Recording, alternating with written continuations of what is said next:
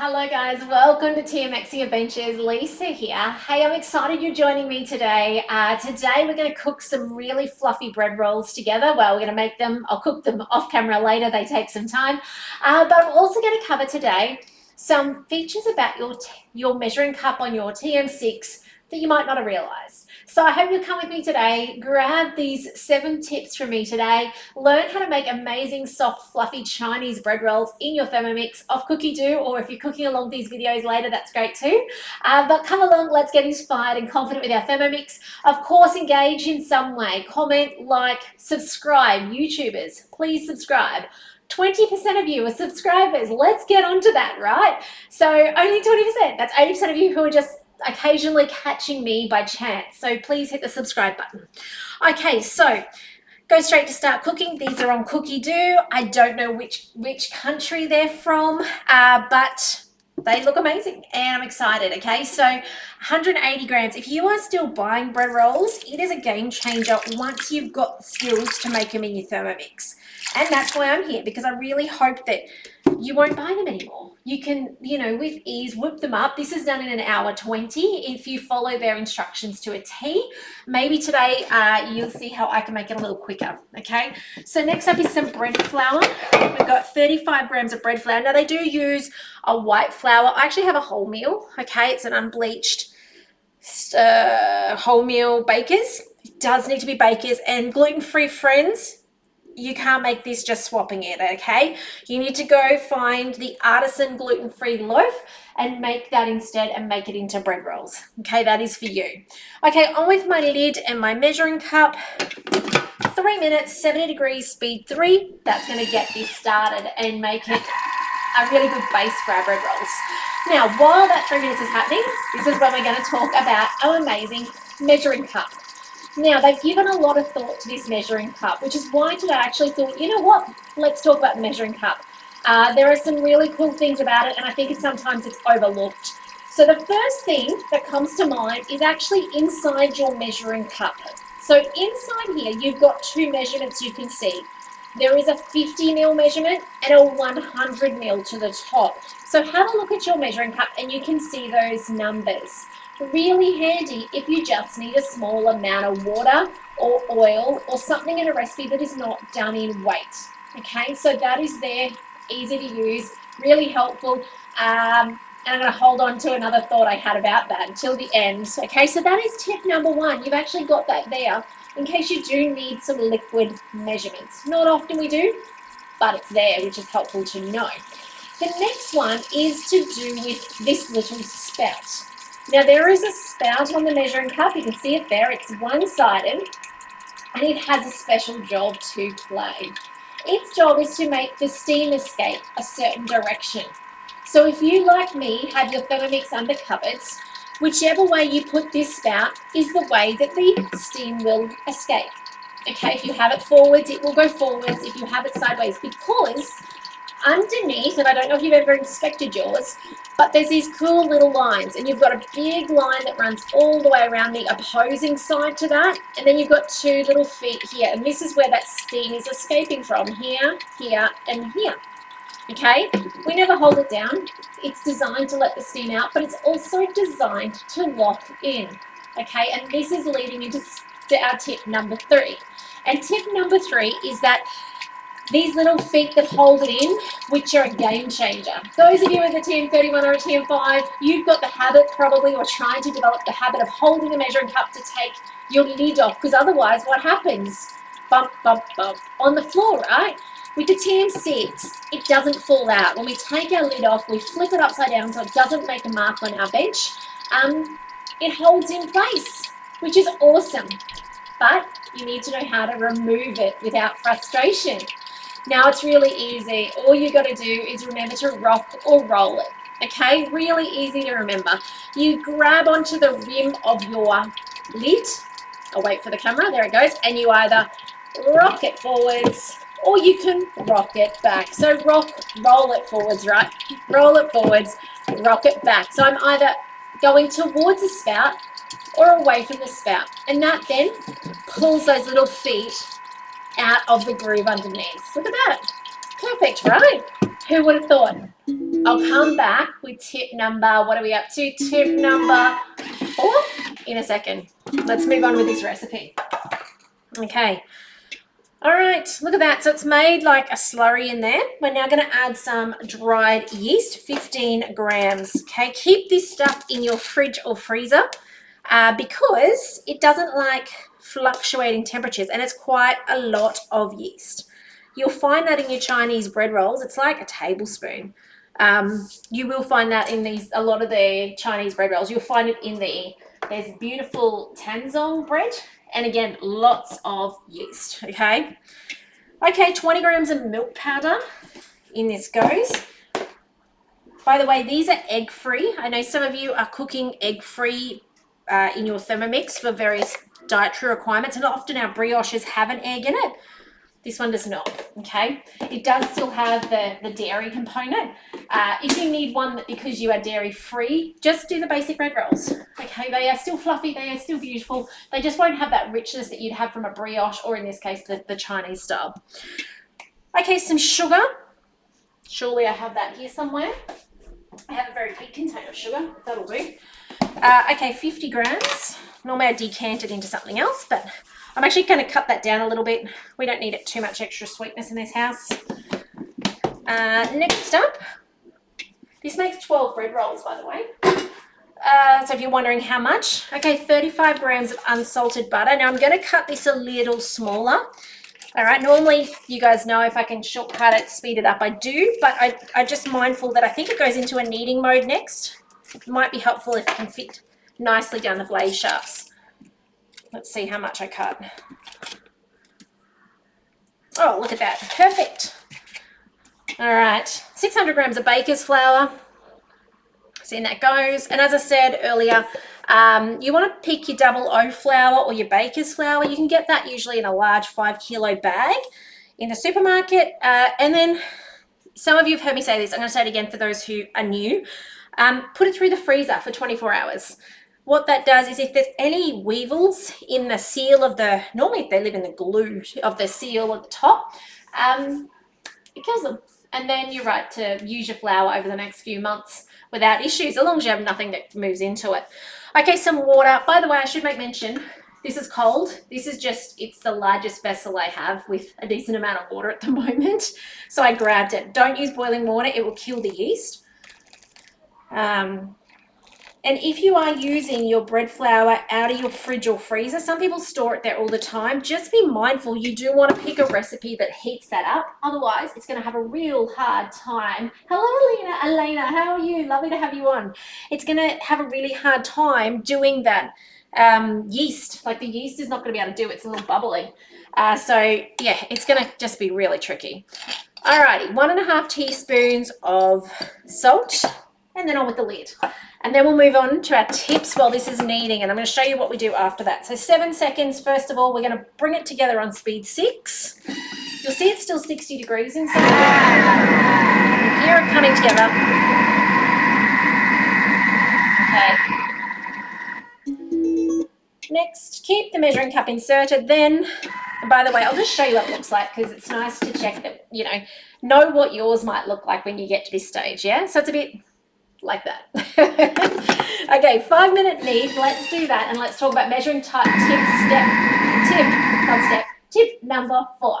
Okay, so your measuring cup also provides as a baseline measurement for your scales. So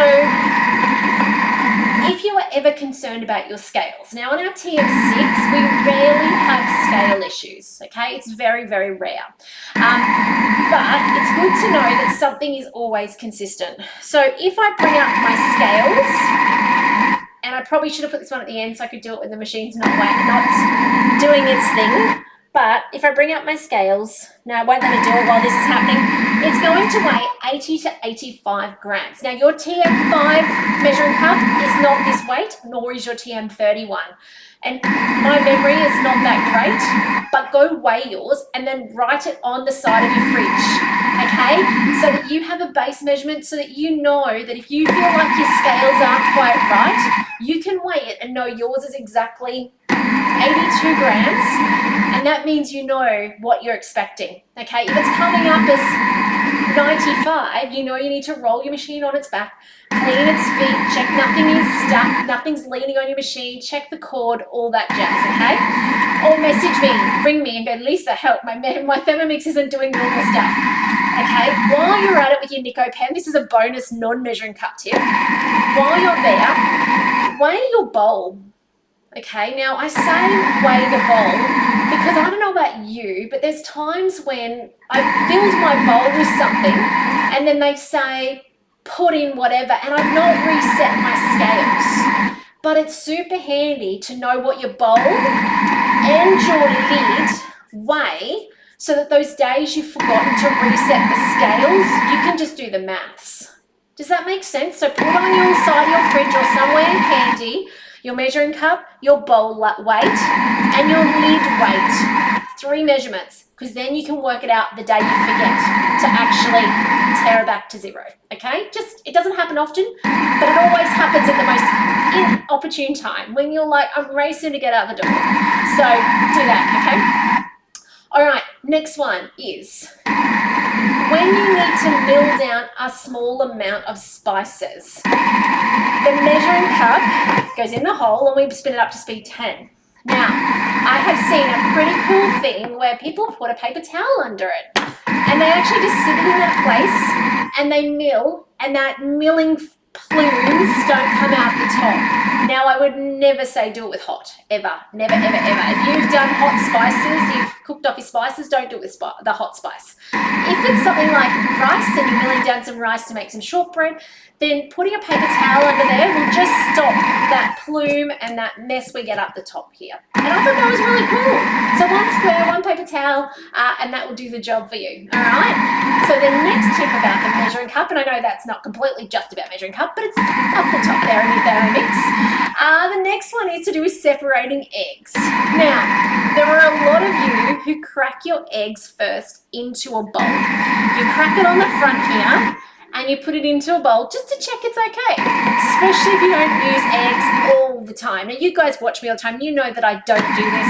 Our eggs come in. We are using our eggs within 48 hours. Okay, that's our churn rate on our eggs. Eggs is a staple at our house. But if your eggs are sitting there for a while on your bench, the last thing you want to do is crack them into a cake and find out that you've just stuffed up your whole bread mix or your cake mix because the egg was off. Yeah? So put it first into a bowl or put it into your measuring cup hole before you put it in. At the end of the cook, your measuring cup, or not the cook, at the end of your thermomixing, your measuring cup is already dirty. Like if I look at it now, it's already got stuff on it. It has to go get washed. So why not, what does it matter if I go and put stuff in here, yeah? So rather than dirtying a whole other cup or a bowl. So use it to do that, or even separate eggs. This is a bonus tip. This is like a 6.2, okay? Because I just thought of this one. Another cool idea with your measuring cup, I haven't done it in a while, is when you do need to separate eggs and you need egg whites in your machine, crack your egg here and then your egg white will run into the machine and your yolk will stay on top, okay? So that you can do the crack, put it in this cavity and knowing that it will run in itself. Just be careful. I remember doing this on my TM5 and the measuring cup lifted. I cracked like 5 eggs or something for a pavlova in. And because it doesn't have feet, the TM5 and the TM31 measuring cup, and by the way, TM31 owners, your measuring cup does go in this way where you've actually got the hollow in this direction, just in case you ever wondered. It does go like my TM6 one does. But I remember cracking in like 5 or 6 eggs for a pavlova and the measuring cup lifted. Oh, come on camera, there we go. And everything went in. And of course it hit the knob on the top and it all broke. So just a little thought on that. It's okay on the 6, it can't go anywhere. But on the 5 and 31, if you're cracking a lot of them to separate, it can lift up, okay? And very last tip before I show you what to do with this dough is I use mine most frequently, and I'm talking every second night, sometimes nearly every night, to melt butter with garlic and sometimes a bit of herbs in it and salt and pepper. And what am I doing that for? To go on my steamed veggies. So I will be steaming typically, but not always, it depends what we're having. But I will typically be steaming in my, just grab my simmering basket. Okay, I'll have my simmering basket inside with my broccoli. We don't have peas, but we do snow peas and beans, and it's steaming in here. And this is sitting on top with a dob of butter, okay, out of the fridge, a teaspoon of garlic, some pepper, salt, and then sometimes like some dried parsley or something like that. And by the time this is nice and pipey hot and cooked beautifully at like 5 or 6 minutes, like I showed you yesterday, except I did in the Voroma, by the time that's done, this is melted and it's ready to trickle over the top before I serve. It's phenomenal. It's beautiful. Give it a go. If you are doing it in your Voroma like I did yesterday, check out yesterday's video on that. Do I have a Voroma to show you? I don't. They must be in the dishwasher. Actually, they are in the dishwasher. I actually still use my measuring cup because inevitably it's dirty from something, and I still fill it up and I just sit it in my Voroma with the veggies. So they're all around it. Make sense? So they are my, 7, 8, maybe 9 tips on this measuring cup that sometimes I think is, people don't understand how valuable it is and how you can use it. And even to the point, like, I love the fact that it's always, like, it's going to get dirty. So if it's going to get dirty, why not crack the eggs into it? Why not melt the butter in it? Because it's already going to end up the underside dirty, so we're going to have to wash it. It means then less washing for later. So let's finish this off. Let me show you what to do. Actually, I'll talk about what the recipe says and I'll then tell you what I'm going to do because I'm, making it faster. Okay, so it says the dough will be very sticky. Transfer the dough onto a silicone bread mat, floured work surface, and stretch, folding and slamming down into the surface several times. This will improve the texture. Once the dough is elastic, work into a ball, and then they're going to prove it in a warm spot for half an hour. Really important, especially if your bread flour was cold. It needs to get that warmth into it because it's going to be cold, yeah? Until it doubles in size. Now, I don't think this must be an Australian recipe because otherwise they would tell you to use your amazing Thermomat, okay? If you haven't had a demo to get a Thermomat, reach out. Let's jump online. It takes half an hour in an evening. 2 friends jump online and watch and I cook. Or you can cook with me if you've got a Thermomix. That's okay as well. Have your friends to your house. But these are amazing. When I traveled in my caravan, I was so incredibly grateful to have this because when I was making pastries, like short crust to make quiches and things like that, there's no mess. It's all wrapped up in this. Okay, so if you've not got one of these are amazing. They're a game changer.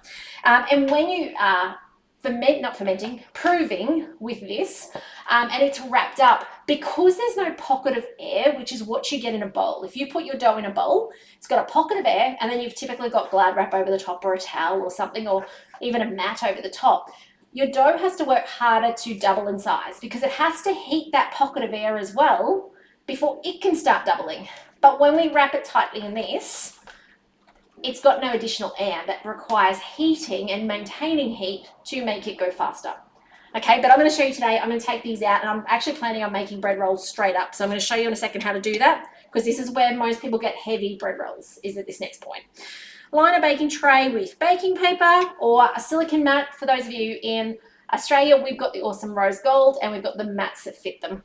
Knock down the dough, divide into 12 portions, shape into rolls, place on the tray, cover and allow to double for 15 minutes in a warm spot. Cover with this if you are following it to a T. And then they're saying use the sensor to cook it. I'm just going to cook mine for about 20 minutes at 180, I think. I do have the sensor. I do love the sensor. I don't know where it is right now. Okay. But I get to pick. So if you're wondering what on earth am I going to do without a sensor, go timer, and then it's going to say bake for 20 minutes at 180 till gold. Look at that. It's there. How cool is that? All right, so let's do something with this dough now. Serve warm or allow to cool completely before storing. So let me just bring this camera back. I'm sorry that you're going to lose the top vision. I should have cleaned up my back bench a little bit, and I could have lifted the Thermi back there to show you. It's a bit of stuff back there today. It's always crazy around here.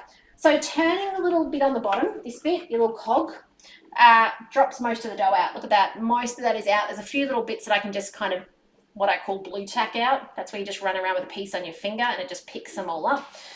Put that down. Look at that dough, ready to go. Now, straight away, what did it say? Stretch and slap. Whew. I've never stretched and slapped dough before. So I think what they're asking you to do is pull and fold over, okay? And then go a different way, pull and fold over. Now, I'm trying to avoid adding more flour, okay? Because it just gets messier. I really haven't left myself enough space here. Just turning it over. It is a bit sticky on the underside, okay?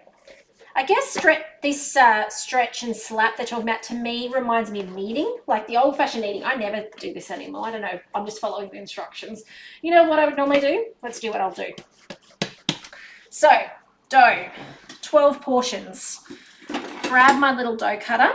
Please don't cut on your mats with anything sharp, okay? Now, I need to make this into 12. Actually, I'm not eating bread. I'm going to turn it into 10, okay? Because there's five people at my house, although now I've gone and done 8. Ugh. Okay, I'm going to do 12. Somebody's just going to get doubles. So, hubby can have some bonuses. Okay, so I'm making 12 of these. Now, some of you may have different techniques for making bread rolls. This is mine, and do whatever works, in all honesty. That was a weird one. Okay, so you'll see it's actually quite workable. All I'm doing here is I'm kind of doing the stretch that they were talking about upside down. So, you know, I'm pulling it in underneath. Okay, now this dough is actually not that bad. They said it was sticky. It's not that bad. Okay, hey Amy, lovely to have you on today. That's one bread roll done. Okay, now I've got this triangle I'm starting with because I started with that big slab and I kind of cut it into pizza. So I fold the little end in. So I start with something that resembles a circle, and then I stretch the sides, I tuck it in. I turn it, I stretch the sides, I tuck it in.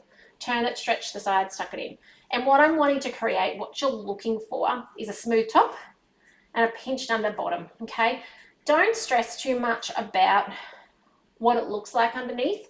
Bread rolls, as they expand and grow, they're really forgiving. A lot of the indents, the marks, generally, in the proving process, get covered over. Like, you really don't see them in the end. Okay, so, and this is how quick you can do this. Now, I've missed a prove step. Are these going to be perfectly fluffy inside like store-bought? No, because the air is going to be a little bit more, I guess the air holes inside will be a bit bigger, because I did skip that prove step, but trust me, out of the oven, these will be gone in no time. Now, you can freeze them. Those of you who, you know, don't need 12, let these rise. When they're fully risen, freeze them. Wrap them in something that's airtight, so that you're not drying them out, and freeze them. And then when you need them, preheat your oven, put them in from frozen, add an extra couple of minutes, it'll probably take 25, and you got fresh bread rolls when you want them. How cool is that? This dough is also perfect for, you know, naan bread, pizzas. Boys, I'm hoping my dog didn't get out the front yard just then. Sorry about that. I was like, does that sound like an unhappy chicken because the dog's chasing it? So yeah, you can see though how quick and easy this is to pull together. So it says an hour 20 if you follow their method to a T. Mine are going to go in the oven in 10 minutes. So these will go out. It's quite sunny at my house today, so I'm going to put these outside in the sun. So I will put them on a tray. I will use my Thermo mat to cover them so that it keeps the air off them, and, you know, any bird that wants to come along is not going to have a go at it. I've heard a warm car. So if your car is parked outside and it is warm, put it on the dash of the car, okay? And it's not going to take long. These are going to get doubled in size. One more tip for your tray is actually to have your bread rolls a finger width apart, okay? So when you go to put them on your tray, don't pack them side by side like sardines, but also don't spread them out so far that they all end up like, they want to rub shoulders. They want to touch the next one. So when you first put them out, before they prove, 1 finger width apart, because by the time they've proven, they will be touching each other, and by the time you put them in the oven, they'll be perfect. Okay, now some of you have heard me say it, and I'll give this tip one more time. If you want flat hamburger bread rolls, you know the ones you buy at the supermarket that are square, you just put a tray on top. So when you're proving it, and you've got your Thermo mat, put your thermomat and just put another tray on top. When you go to cook it, leave that in place, not your thermomat, but the tray. It'll only take a couple of minutes to kind of start cooking and hold its form at that flattened level, and then you can take the tray and the mat out. Okay, really helpful as well if the mat's stuck to it. Sometimes, you know, the mat will cake onto the top. I said before, don't worry about the creases. I'm going to show you the underneath of this one because it's sticking up at me. Okay, when that's down on the tray, that's going to fill up on the top and it'll fill out on the bottom. You really won't see them. So don't worry about those. But making your bread is a really great way to save money with your Thermomix. Okay, it's also really not hard. Once you've done it once, you'll be able to do it again. And bread rolls are fast. If you got the time, you know, it's actually faster if I made 3 big bread rolls and I chucked them in the loaf tin. And then I've got to prove it. And then they do take longer to cook. But it's kind of the trade-off. What do you want to do? Do you want a big loaf where you don't have to handle it as much? Or do you want little bread rolls that cook faster? So you get to choose. That's the beauty of it. And then you can use the, you know, toppings on this if you'd like. You could have turned this into scrolls. Like, there's so many options once you know how to do dough. With your Thermomix, which the Thermomix part you saw was super easy, okay? It's just what you do afterwards, the decisions. The possibilities are endless. So I'm going to get this in a tray. On a tray. I'm going to cover it. It's going to go outside in the sunshine, 10 minutes. While that's happening, I'll preheat my oven to 180. It's then going to get the thermomat off the top, unless it's stuck. If it's stuck, I will start it for a couple of minutes in the oven.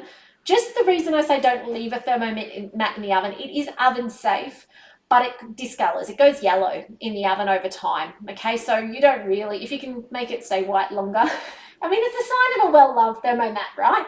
But so it's okay in there for a couple of minutes while it kind of starts cooking, and then you can take the top off.